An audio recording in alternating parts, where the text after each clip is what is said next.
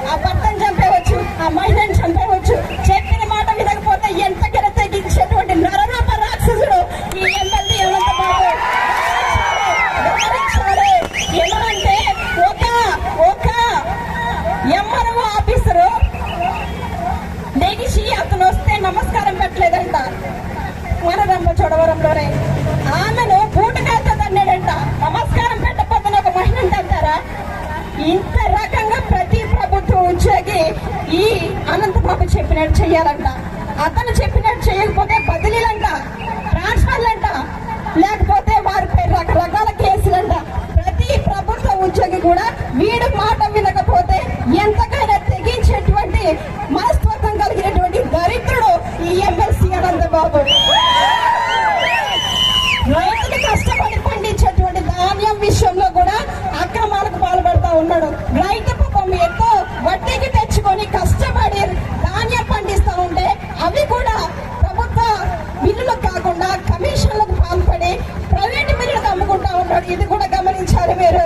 మనం ఈ ధాన్యం కొనుగోలు అక్రమాలు, రోడ్లు వేయమని కాంట్రాక్టర్లు వస్తే కాంట్రాక్టర్కి కోట్లు కమిషన్ ఇస్తేనే మీకు రోడ్లు చేస్తాను, లేదా మేము రోడ్లు పర్మిషన్ ఇవ్వరని కాంట్రాక్టర్లు కూడా బెదిరించి మన ప్రాంతానికి రావాల్సిన రోడ్లు కూడా వెనక్కిపోతా ఉన్నాయి ఈ దరిద్రుడు వల్ల. మీరు గమనించాలి. ఇలాంటి నరరూపుడిని మీరు రాబోయే ఎన్నికల్లో ఎమ్మెల్సీగా లేకపోతే ఎంపీగా ఎన్నుకుంటారా, లేకపోతే ఒక గిరిజన మహిళగా మీకు హామీ ఇచ్చి మన ప్రాంతం అభివృద్ధికి తోడుగా ఉంటారని ఇచ్చేటువంటి ఒక సాధారణ మహిళ అయినటువంటి నాకు తోడుగా ఉంటారా అని మిమ్మల్ని ప్రశ్నిస్తా ఉన్నాను. నేను కేవలం నేను ఉమ్మడి అభ్యర్థిగా మీ ముందుకు వచ్చాను. 3 పార్టీలను కలుపుకొని ముందుకు వెళ్తాను. అంతేకాదండి, ఎలా అంటే ఒక బీజేపీ ఒప్పుకుంటే, తెలుగుదేశం ఒప్పుకుంటే, జనసేన ఒప్పుకుంటేనే నాకు ఎమ్మెల్యేగా స్వీకరించారు. మన పార్టీ తెలుగుదేశం కష్టాల్లో ఉన్నప్పుడు మన పవన్ కళ్యాణ్ గారు మన చంద్రబాబు నాయుడు గారి పైన అక్రమంగా కేసు పెట్టి సెంట్రల్ జైల్లో పెడితే పాపం లోకేష్ గారు ఒకటే అయిపోయారు. వారికి కుటుంబానికి ఒక పెద్ద కొడుకుగా నేను అంతగా ఉన్నానని నిలిచిన ఏకైక గొప్ప వ్యక్తి మన పవన్ కళ్యాణ్ గారు. అతను వ్యక్తి కాదు, పవన్ కళ్యాణ్ గారు వ్యక్తి కాదు. అతను ఏ వ్యక్తి కోసం కాదు, రాష్ట్రం యొక్క భవిష్యత్తు కోసం కొత్తనే ఏర్పాటు చేసుకోవడం జరిగింది. కేవలం మంచి జరగాలి, ప్రస్తుత రాష్ట్రంలో మంచి రోజులు రావాలి అంటే కేవలం తెలుగుదేశంతోనే వస్తుంది అని మన తెలుగుదేశంతో జత కట్టారు మన పవన్ కళ్యాణ్ గారు. చివరికి అతనిపై కూడా ట్రోలింగ్స్. ఎందుకంటే సిగ్గులేదా నీకు ఇన్ని ఎమ్మెల్యే టికెట్లు ఇచ్చారు, ఇన్ని తక్కువ ఎంపీ టికెట్లు ఇచ్చారు, నీకెందుకు అంత అవసరం, నీకే అన్యాయం చేసిన చంద్రబాబు నాయుడు గారు అంటున్నారు. కానీ అతను ఏం పట్టించుకోలేదు. కేవలం రాష్ట్రం బాగుపడాలి, నేను ఎంత తగ్గించుకుంటే అంత మంచిది అని అంత గొప్ప మనస్సాక్షి ఉన్నటువంటి వ్యక్తి మన పవన్ కళ్యాణ్ గారు. అతనికి ఉన్నటువంటి ఇంత గొప్ప మనసు బట్టి మనం అందరం కూడా జై హో పవన్ అన్న అనాలి.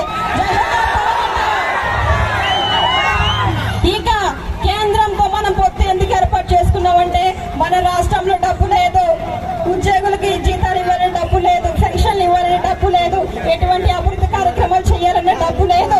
మనకి రాష్ట్రంలో డబ్బు లేదు, అప్పుల పాలైపోయింది. రాష్ట్రం బాగుపడాలంటే కేవలం కేంద్రంతో పొత్తు ఏర్పాటు చేసుకుంటే మనకి మంచి జరుగుతుంది అని మన చంద్రబాబు నాయుడు గారు కేంద్రంతో పొత్తు ఏర్పాటు చేసుకోవడం జరిగింది. ఎలా అంటే మన గీతమ్మ గారి సహాయంతోనే. మన గీతమ్మ గారు డైరెక్ట్ గా మోడీ గారితో మాట్లాడి మన 3 పొత్తులుగా వెళ్తేనే మనకి రాష్ట్రం బాగుపడుతుంది, మనమందరం కూడా ఏజెన్సీ ప్రాంతం కూడా అభివృద్ధి చెందుతుందని ఆమె మాట్లాడడం జరిగింది. ఆ విధంగా 3 పార్టీల పొత్తు అనేది ఏర్పడడం జరిగింది. ఎలా అంటే ఈ జగన్మోహన్ రెడ్డి ప్రభుత్వ ఆస్తులు తాకట్టు పెట్టేస్తా ఉన్నాడు, సచివాలయం తాకట్టు పెట్టేస్తా ఉన్నాడు, ఎంఆర్ఓ ఆఫీసులు తాకట్టు పెట్టేస్తా ఉన్నాడు. రేపొద్దున నన్ను కూడా తాకట్టు పెట్టేసిన ఆశ్చర్యపోవాల్సిన అవసరం లేదు. చెత్త మీద పన్ను వేస్తా ఉన్నాడు.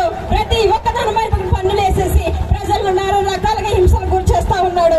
కాబట్టి ప్రజలారని ఒకటే తెలియజేస్తా ఉన్నాను, రేపు ఉమ్మడి పొత్తులో భాగంగా ఒక మేనిఫెస్టో అనేది మన తెలుగుదేశం ప్రభుత్వం ఏర్పాటు చేయడం జరిగింది. ప్రతి మహిళకు ఉచిత బస్ ప్రయాణం, రాష్ట్రంలో ఎక్కడికైనా ఉచితంగా బస్సులో ప్రయాణించవచ్చు. సంవత్సరానికి 3 గ్యాస్ సిలిండర్లు, దీపం పథకం కింద సంవత్సరానికి 3 గ్యాస్ సిలిండర్లు మన తెలుగుదేశం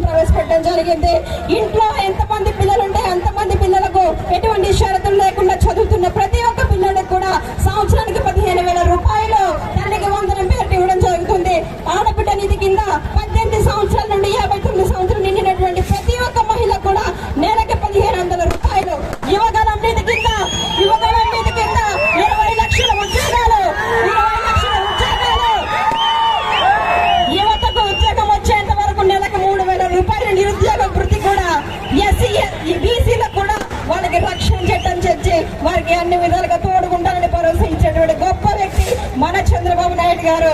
ఇలా ఎన్నో పథకాలు మనకి ప్రవేశపెట్టినటువంటి గొప్ప చంద్రబాబు నాయుడు గారికి మనమందరం జై హో చంద్రన్న, జై హో చంద్రన్న. కాబట్టి నేను ఒకటే కోరుకుంటా ఉంటాను, రేపు వచ్చే నెలలో జరగబోయేటువంటి ఎన్నికల్లో మీరందరూ మీ యొక్క అమూల్యమైన ఓటు ముద్రను సైకిల్ గుర్తుపై ఓటు నన్ను గెలిపించుకుని అడుగుతా ఉన్నాను. ఎంపీగా కొత్తపల్లి గీత గారు బీజేపీ నుంచి వస్తా ఉన్నారు. కమల గుర్తుపై ఓటు వేసి ఇరువురిని కూడా అఖండ మెజార్టీతో గెలిపించి మన ప్రాంతం అభివృద్ధి లక్ష్యంగా పనిచేయాలని మీరందరూ కూడా కోరుతా ఉన్నాను. ప్లీజ్ నేను ఒకటే కోరుకుంటున్నాను, vote for change, vote for change. జై తెలుగుదేశం, జై జనసేన, జై బీజేపీ. చంద్రబాబు గారి నాయకత్వం, పవన్ కళ్యాణ్ గారి నాయకత్వం, నరేంద్ర మోడీ గారి నాయకత్వం, గీతమ్మ గారి నాయకత్వం. జై జనసేన, జై తెలుగుదేశం, జై బీజేపీ. అందరికీ నమస్కారం అండి.